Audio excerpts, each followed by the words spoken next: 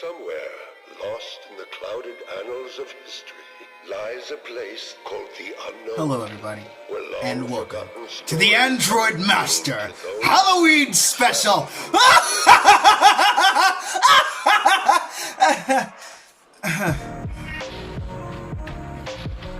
Welcome to the Android Watched.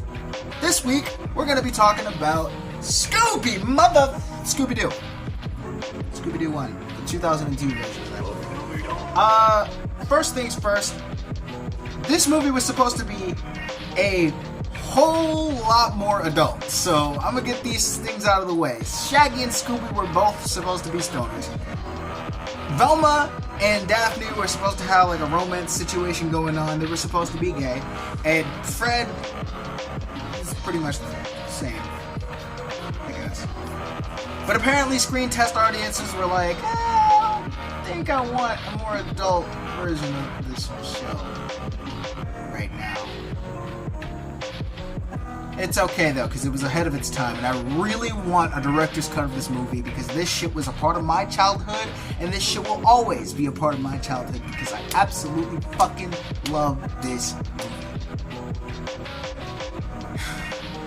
Anyways, moving on. So we open up at Wallow Toy Factory, the case of the Luna Ghost. And we open up with the Luna Ghost crashing through the window with Daphne and all of that stuff, and flying around the entire factory while the rest of the Mystery Inc. gang are trying to figure out a plan to stop him. So what ends up happening is, Fred's obviously looking in the mirror, checking his hair, and doing this pretty boy thing, while Velma is up on the statues and Daphne is being damsel in distress. Scooby-Doo and Shaggy are hiding in a barrel, waiting to pop out to be a distraction. So what ends up happening is Luna Ghost basically finds Shaggy and Scooby in the barrel. And Shaggy and Scooby are acting, well, the same way they usually do. And the Luna Ghost pops up behind them, scares them, and it all just goes into chaos. But don't worry, Shaggy and Scooby do some badass skateboarding tricks, and they all solve the mystery!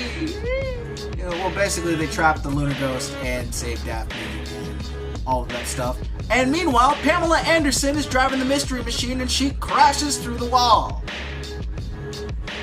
I don't know why Pamela Anderson is in this movie, but hey, you know what? It's whatever. So they find out that the Luna Ghost is Old Man Wickles, and well, they solve the mystery. And Fred hogs all the glory by taking credit for Velma's plan. This is also established at the beginning of the scene because Velma is just remember my plan. And Fred totally does, and he takes the credit. So we cut outside to the Mystery Machine. Velma, Daphne, and Fred, and Shaggy, and Scooby are all walking up to the Mystery Machine. I don't know why I had to name them all off, but I did. So what ends up happening is, hey, why the fuck did you take my credit, Fred? And Daphne goes, hey, some plan that ghost is hogging my ass. And Fred is just like, well, it's not our fault you get kidnapped all the fucking time. And Velma says one of the best jokes in the entire movie, you come with your own fucking ransom note. That is a savage ass disc. Goddamn. But we do get one of the many tropes that Scooby-Doo offers. And that is Velma being on the ground looking for her glasses. She goes and tries to choke Fred out. It is whatever. She goes to try to choke Daphne out.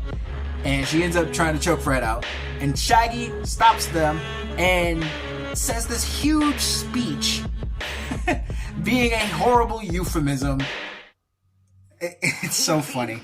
He says one of the best innuendos in the entire movie. The whole Mystery Machine is, not Mystery Machine, the whole team of Mystery Inc. is like a big old banana split. You can see where this is going. He calls Fred the Big Banana because he's definitely well endowed. He calls Daphne the pastrami and bubblegum flavored ice cream.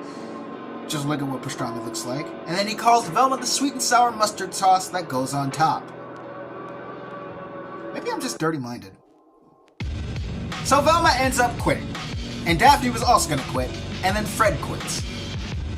What the fuck? Anyways, the entirety of Mystery Inc. quits at the beginning of the movie, and it's not even 5 minutes in. So, what ends up happening after that is they all go their separate ways. For some reason, they all have their own separate cars. I don't know why. But we cut to 2 years later, and Shaggy and Scooby are on the beach of Coolsville or California or wherever the hell they are. And Shaggy, right before we get to the scene, Shaggy goes, "You do what we do best, Scoob," and "Pass the Dutchie on the left-hand side, please." Obviously being a euphemism for them getting high. However, they do the next best thing and eat chocolate-covered eggplant burgers with hot sauce. That actually sounds delicious, I'm not gonna lie. So, all of this is all and well until they get a knock on the door.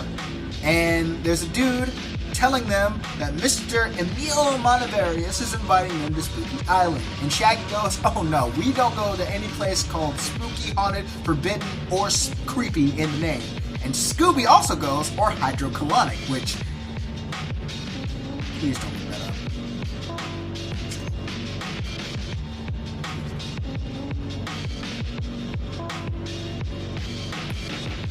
Trust me on this one.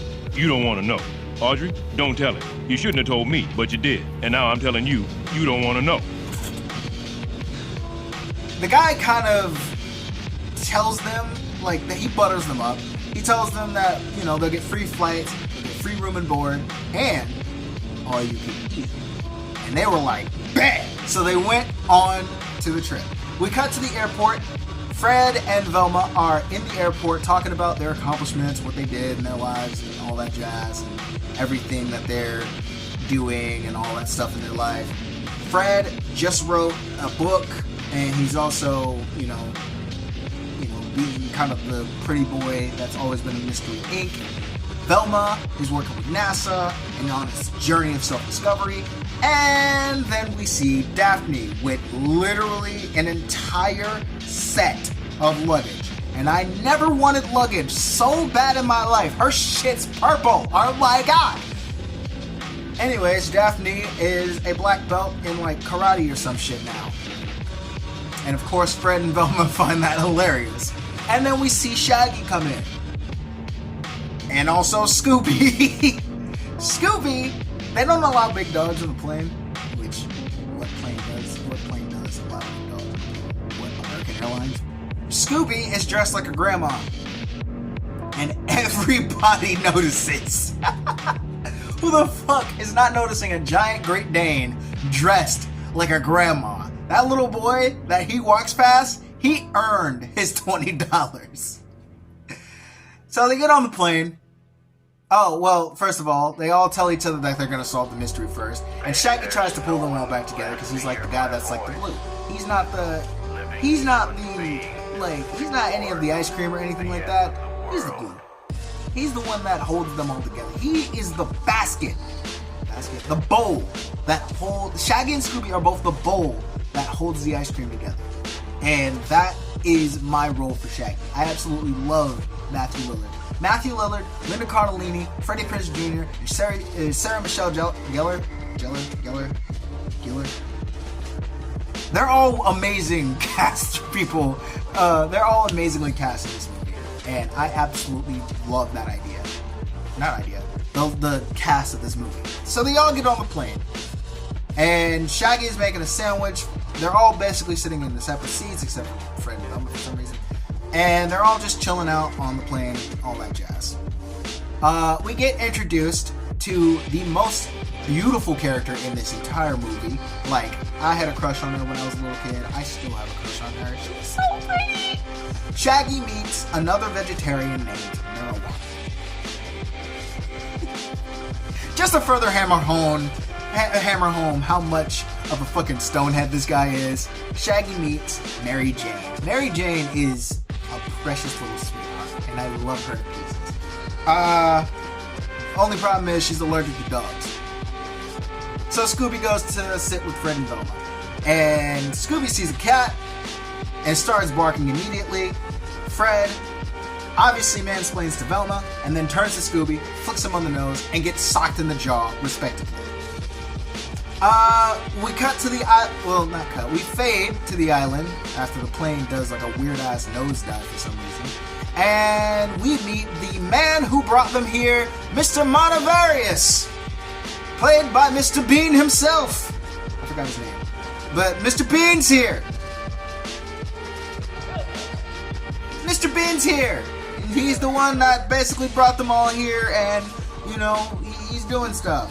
We'll talk more about Mr. Bean later. Mr. Montevarious.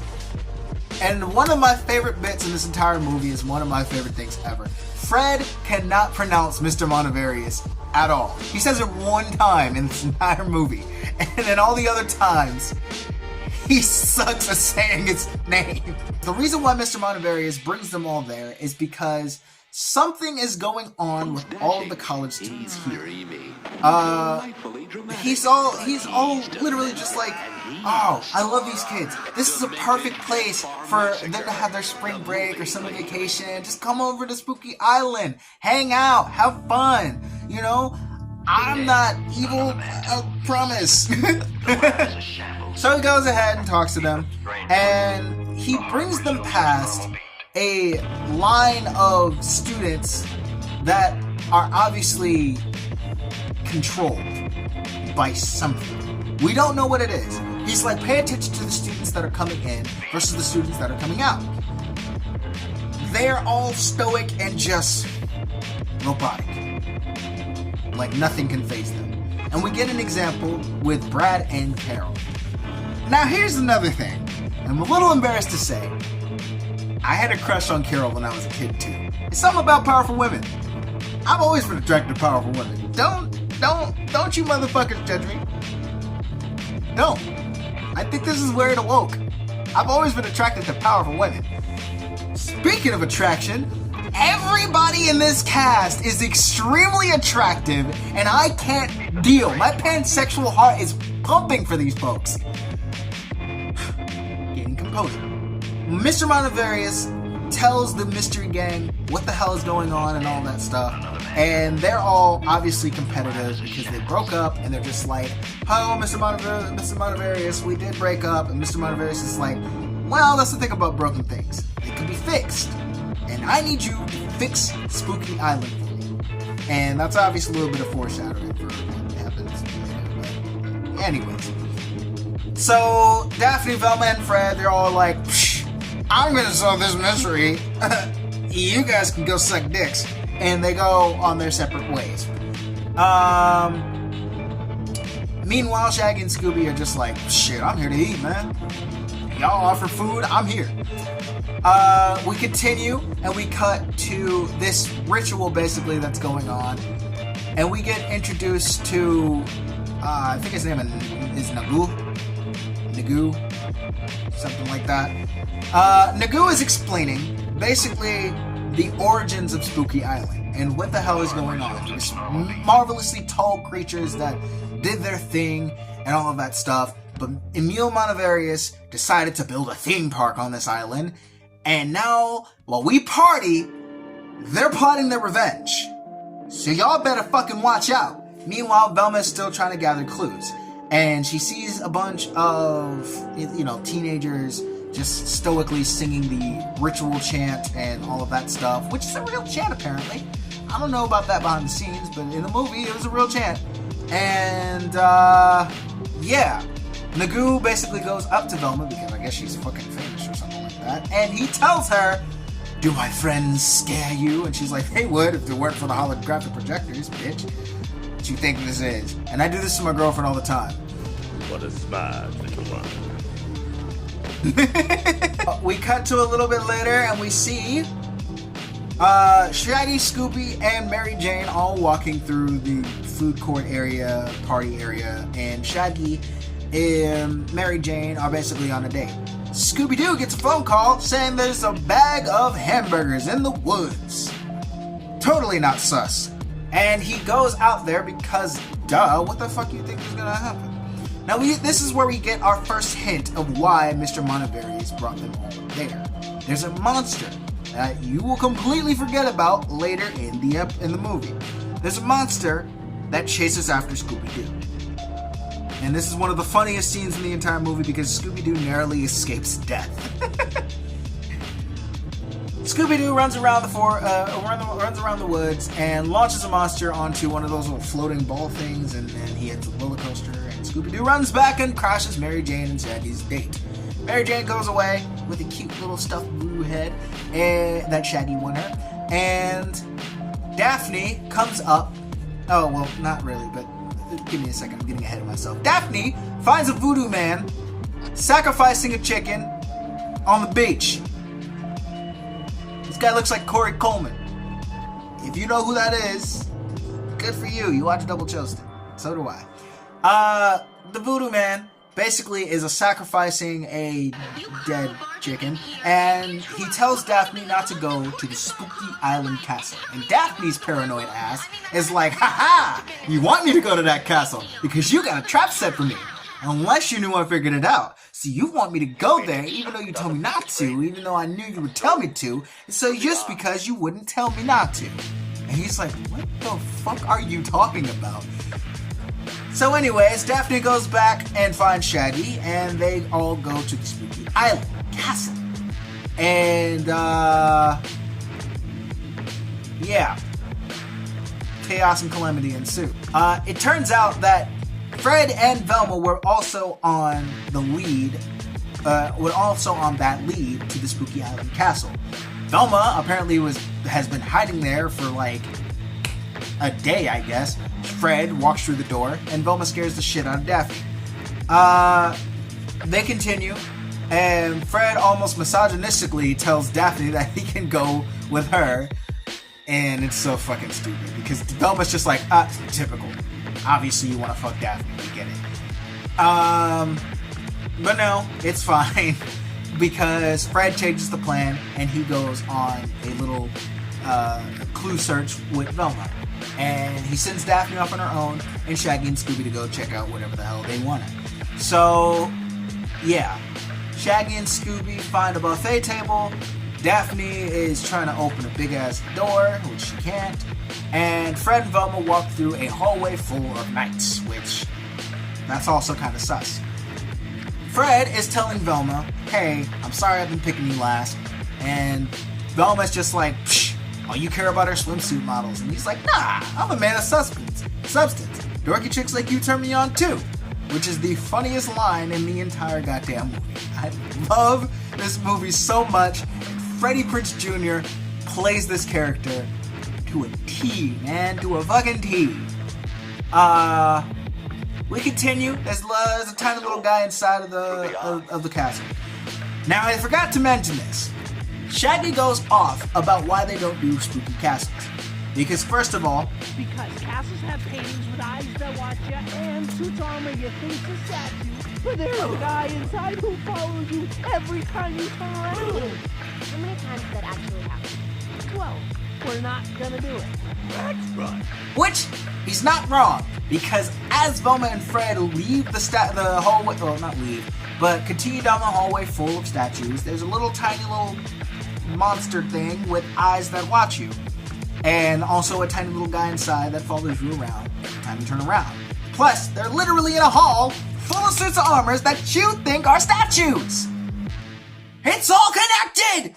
I feel like one of those like dudes with a bulletin board, he's got the pens all over. The tiny little guy sets on, goes to a lever and turns on the entire Spooky Island castle! It's all fucking crazy, man! Shaggy and Scooby get fucking kidnapped by a wall full of food, full of meat. Velma and Fred get chased by a little roller coaster ride while the suits of armors are just hacking away, and Daphne almost gets fucking impaled. Fucking impaled! Fred and Velma get into a giant room full of saws, and they try to pull up a bunch of books that, you know, can stop this entire thing, open the secret hatch. Fred almost gets fucking killed until Velma saves his ass with a giant book. And Fred gets launched, the handle goes up his ass, and he turns off the entire fucking roller coaster. And this is where we find out that A, the Damon Ridus exists, because Daphne finds a room where the Damon Ridus is, and that's this little tiny little pyramid thing that, you know, is basically an instruction manual on how the fuck the plot of this movie is supposed to go on. Fred and Velma discover a kind of PSA video on how to act like a damn human, and Shaggy and Scooby discover the set of where they film most of this stuff, and have a burp and fart and possibly diarrhea off. So they continue, and we cut to the little guy just fucking snitching on their ass by hitting the button and, you know, sending them on a frenzy. They run out and do some cartoon shenanigans and dress up like the costumes that they walked past. And the bad guys discovered that the Damon Ritus... Oh, there's also a luchador. He got introduced earlier with the glue. I probably should have told you guys that. But anyways, they discovered that they took the Damon Ritus. And he was like, for your sake, you better fucking hope that they don't fucking stop us. Okay? I will kill you, little dude. So they find out basically that there's a cult going on here, and the Damon Ritus is basically a secret relic thingy that they worship. And then cut to the gang running back to like the party lounge area, and they tell Mr. Mononucleosis all the crazy shit that's going on this island. That the Damon Ritus exists. There's 3 suspects: the Voodoo Man, Nagoo, and you, Mr. Mononucleosis, you fucking creepy bastard. And they go and they solve some stuff. Velma's is researching the Damon Ritus. Daphne's researching cults on the net.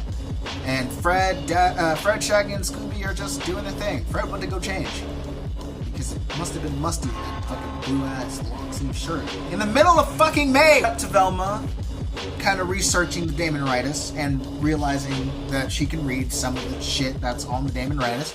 And we see Velma's love interest, maybe Patrick is his name, I don't fucking know. And he's obviously flirting. And the bartender places down 2 drinks that I really fucking want. And Velma gets drunk and tells him the entire story of what the fuck happened back in the day. Scrappy-Doo is introduced. The worst character that ever be introduced in Scooby-Doo in general. And I don't like Scrappy-Doo. Anyways, this is also a moment that we kind of forget is in this movie. Scrappy-Doo pees on Daphne. Like, what the fuck, James Gunn?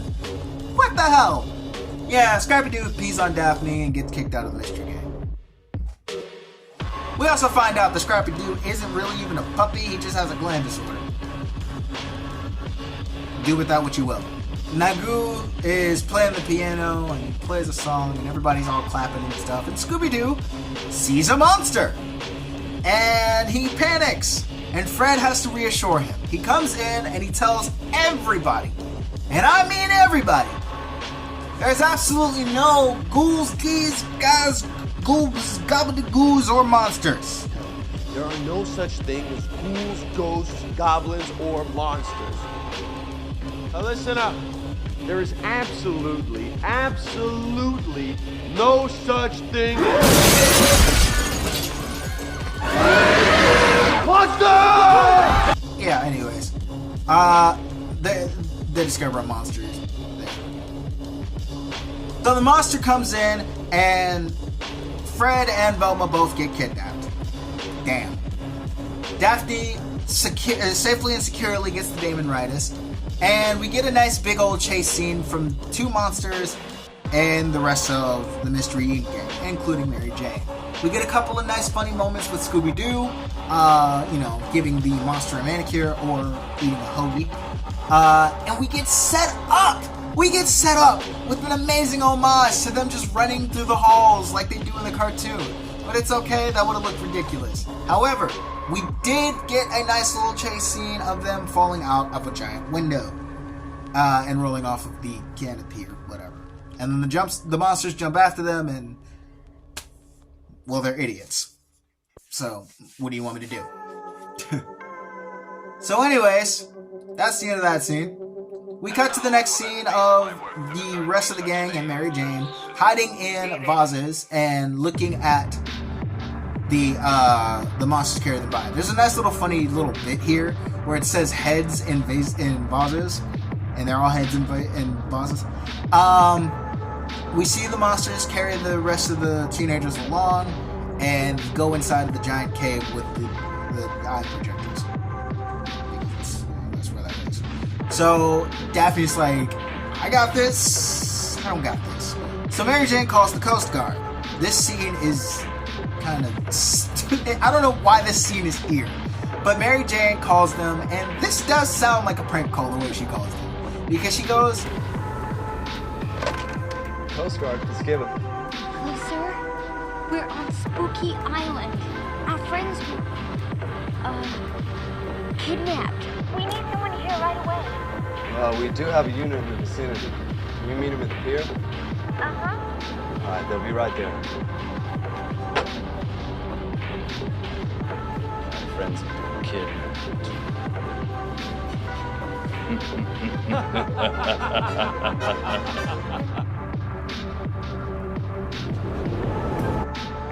that's it. That was all of it. That was that. They're on Spooky Island. Their friends have been kidnapped, and the Coast Guards don't do shit about it. That tracks. Anyways, they wake up the next morning on the beach, because I guess they just went to fucking sleep on the beach waiting for the Coast Guard. And they find that everything is just back to fucking normal. People are playing volleyball along the beach, there's a pool party, Sugar Ray's performing. I don't know why Sugar Ray is performing, but Sugar Ray is performing, and they're singing one of my favorite songs, and it's I look at you and try to do the best I can. Daphne, Mary Jane, Shaggy, and Scooby are going to find their friends. Mary Jane splits off, and, Daphne also splits off. She tells Shaggy and Scooby to go find Fred and Velma. And Daphne gets sung to by Sugar Ray, which I am so jealous about. But it's okay. It's okay. Sugar Ray is possessed. As if you didn't know. They really wanted to be in this movie. It's more than just a fucking cameo. Shaggy finds Fred in one of the funniest scenes and lines that I've ever heard. Yo, the biatch was like, what? And I was like, later on. Freddie Prinze Jr. is so fucking funny in this movie. I swear to God. What up, dog? And, dog? Keeping it real. Oh man, I love Freddie Prinze Jr. Anyways, they discover that Fred has been possessed. There was a deleted scene where Daphne finds Velma being a lesbian and also being possessed, but that's another thing. But Daphne does get kidnapped by the Telemundo guy, because of course she does. Damsel in distress, gotta be a damsel in distress. Shaggy and Scooby are locked in a shed after they get chased down by Fred, and they find some ATVs and they, escape. Shaggy and Scooby find Mary Jane in the middle of the woods. Mary Jane's like, oh my god, my friends, they've been kidnapped. There's something wrong with their eyes. And, they get chased, and there's one stunt performer that's just on the back of Shaggy's bike that earned his $40. We get a very funny scene where Mary Jane gets smacked in the face by a tree branch, and we get the worst VFX mask you could ever see in a movie set in the early 2000s. Mary Jane is a man in the mask. We find that out the worst way possible. Scooby-Doo obviously gets defensive over Shaggy and barks at Mary Jane, and that triggers Shaggy and Scooby to fight because Shaggy is fucking whipped. Scooby-Doo gets kidnapped because why the fuck wouldn't he? And Mary Jane is like, no, Shaggy, don't go after him because we kind of need him to do the sacrifice. And Shaggy doesn't listen to him. He's like, fuck you, bitch, bros before hoes. And he jumps down after Scooby-Doo. But he doesn't discover where Scooby-Doo is. He discovers something more devious. The entire lair where the final act of this movie is going to take place. He finds an entire cauldron filled to the brim with souls. Every last soul that has been on the island. So he releases Fred, Velma, and Daphne. But the only problem is, well, first things first. Velma, when she gets, like, her body back, bruh, Velma is Linda Cardellini. Ooh, girl. Showing off that cleavage make a nigga act up. Velma discovers that the creatures are allergic to sunlight, which is why they possess, humans, because they're using us basically as meat mix. Which is gross, but hey, what are you gonna do? So whenever they're in the sunlight, it's like vampire rules. They welt up and then they explode. Simple as that. So Fred is trying to go back to his body, but he misses, and he gets into Daphne's body, and this is a scene that didn't age well because Fred is like, hey, I can look at myself naked. I'm technically a girl now. But Fred, that is your friend and your future wife. You better stop it, boy.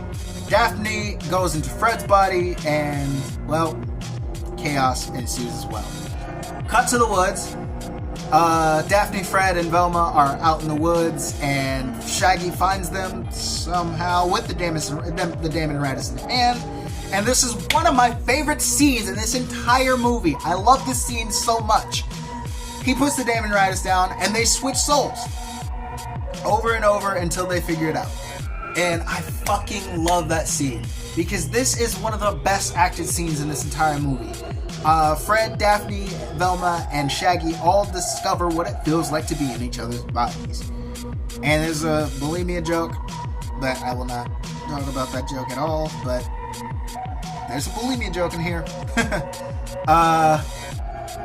Anyways, they get their bodies back, and they find the voodoo ritual guy killing a dead Arnuki beast. I don't know what a Arnuki beast is, but I really want one. I want one just like as a relic. I want one. It's kind of cute. They discover more. Mr. Montevarius kind of basically kidnapped them all. Voodoo Man's innocent, and Naboo is also a part of this situation. Kidnapping. Scooby-Doo. So Fred, Daphne, Velma, and Shaggy are all discovering a plan, and they all become one again. They all become partners again. Because we love each other. But Shaggy is just like, fuck that. I need to go get my best friend back, man. They kidnapped my home dog, man. I want my Scooby-Doo back. Anyways. Cut to Mr. Montevarius in his office, doing paperwork and all that stuff, and dricked out in the most evil outfit you could ever possibly get. Mr. Montevarius is talking to Scooby-Doo. Scooby-Doo reports to his office, and Mr. Montevarius is like, hey, Scoo, do you want to be a sacrifice? And Scooby-Doo's like, bet! Obviously not knowing where the fucking sacrifice is. So we get a nice little montage of Mystery Inc. about to solve this entire mystery by doing a bunch of illegal shit, stealing bungee cords for the rock climbing wall, stealing the disco skull from the food area bar place, and randomly having a rolled up thing full of tools. Don't know where the hell they got that from. The mystery machine is not there, but I digress. And they basically set up a whole bunch of crazy stuff and, get ready to, fix everything, solve the mystery, save all the teenagers that are in, Spooky Island. We cut to a little bit later where, the ritual is about to start. And Shaggy knocks out this, random fucking guard dude. And everybody is doing this ritual dance. And Fred and Velma are dancing like white people. And so is Shaggy. Daphne continues on to go up to open the vent. But the Telemundo guy is waiting for her, which we will see later. And Fred and Velma basically get captured. And shit like that. And Scooby-Doo is hoisted out on this most fabulous couch. And, yeah, Scooby-Doo fucking dies. Just gonna go ahead and skip to that. Scooby-Doo fucking dies. And, Mr. Montevarious gets all the souls inside of the Damon Ridus on his chest. And, well, that's what happens. However, Scooby-Doo's protoplasmic head escapes the claw and knocks out a bunch of people, knocking back Mr. Monaknak and having him fly out incapacitated. He's out. Fred does some cool-ass scorpion-style moves and takes out a bunch of guys. Daphne is beating the shit, beating at her, and then beating the shit out of the Telemundo guy.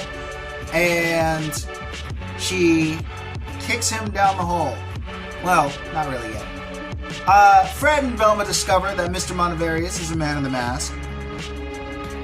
Technically, Mr. Montevarious is actually a robot. He's a meat mech, being piloted by who? Scrappy motherfucking Daffy motherfucking Dude. What are you saying? Are you kidding me right now? The biggest twist in this entire fucking movie. Mr. Montevarious was a villain, and then he was Scrappy Dude. How did the fuck did that happen? We may never know. How the fuck did Scrappy Dude get Mr. Montevarious in Mr. Montevarious' like meat neck disguise? I'll tell you that in a second. Anyways, moving on. Basically, everybody is going off. Chaos and calamity ensue, and Scrappy becomes Mega Scrappy. And he basically just chases around Scooby-Doo throughout the entire cave. And, Daphne continues to fight Telemundo guy. Fred continues to show off his kunai skills. And Marijuana comes in and traps Shaggy and Scooby down at the bottom of the cave. And Shaggy is still a simp for Mary Jane. But who the fuck wouldn't be? Come on! She's so cute! Jesus! I said that with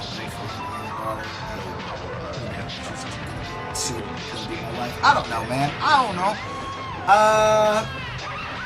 So we continue. And Daphne takes out the Telemundo guy. And all the souls are freed. And all the monsters come out, but they get burnt out by the light because of the disco skull. And all the souls go off of Spooky Island and go back into their monster counterparts.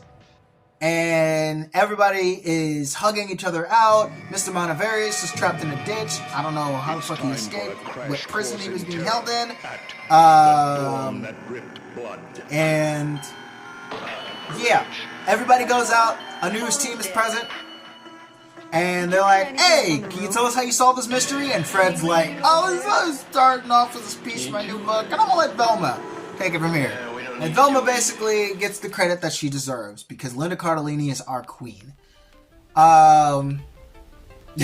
Scrappy-Doo gets arrested along with Magoo, and everybody is all happy and fine and dandy. And Shaggy and Scooby finally get that goddamn all-you-can-eat promise that they were promised.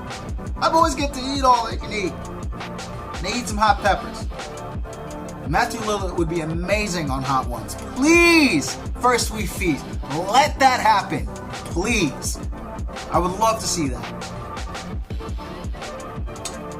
And yeah, that's pretty much it. That was Scooby-Doo. One of my favorite movies as a child. I used to watch this movie all the fucking time. That's why I know all of the fucking lines and shit. Tune in next time where I talk about maybe Batman Forever. It is what it is. Bye! Basically, I love this movie.